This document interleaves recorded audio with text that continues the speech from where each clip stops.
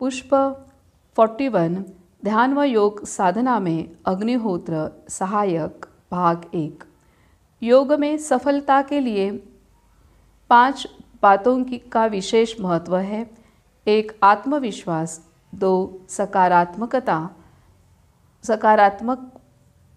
विचार, 3 संकल्प शक्ति, इसके द्वारा शारीरिक एवं मानसिक रोगों का परिहार किया जा सकता है। 4 मन की एकाग्रता तथा 5 आत्म तत्व का स्मरण। अपनी शारीरिक, मानसिक और आत्मिक दुर्बलताओं पर काबू पाना आवश्यक है। इसमें सफल होने के लिए जरूरी है चिंता रहित होना और निरंतर प्रयास तथा वैराग्य। निरंतर प्रयासों से तात्पर्य है दीर्घ और अविरत प्रयत्नशीलता, जीवन की नियमितता, गहन प्रेम, जबरदस्त आत्मविश्वास और दृढ़ निश्चय। वैराग्य से तात्पर्य है मानसिक दुर्बलताओं, बुरी आदतों तथा आवेगों से छुटकारा। यह सब साध्य करने के लिए अग्निहोत्र एक महान सहायक है। जब हम उस दिव्य शक्ति का अनुभव करते हैं और जब हमारे विचार उसी ओर प्रवाहित होने लगते हैं जिसको ईश्वर, ब्रह्म, सत्य आदि अनेक नाम हैं, तब हमारा संपूर्ण अस्तित्व एक नई जीवन ऊर्जा तथा दृढ़ता से परिपूर्ण हो उठता है।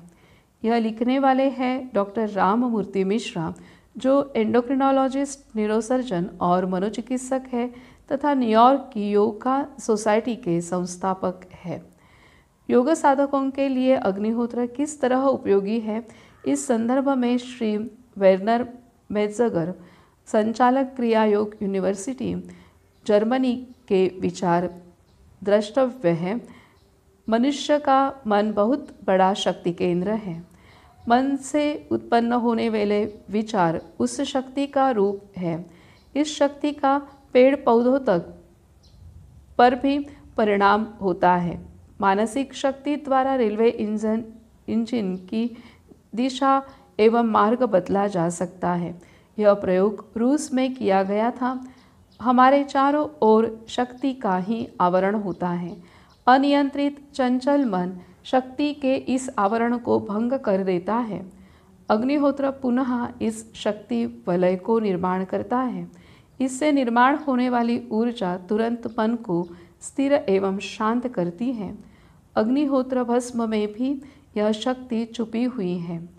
पूना के एक प्रसिद्ध दैनिक समाचार पत्र के संपादक श्री S.K. कुलकर्णी के अनुसार इस अग्निहोत्र प्रक्रिया का मन पर परिणाम होता है, शरीर के रक्ताभिसरण पर परिणाम होता है, मन उल्लासमय होता है और करने वाले को समाधान प्राप्त होता है।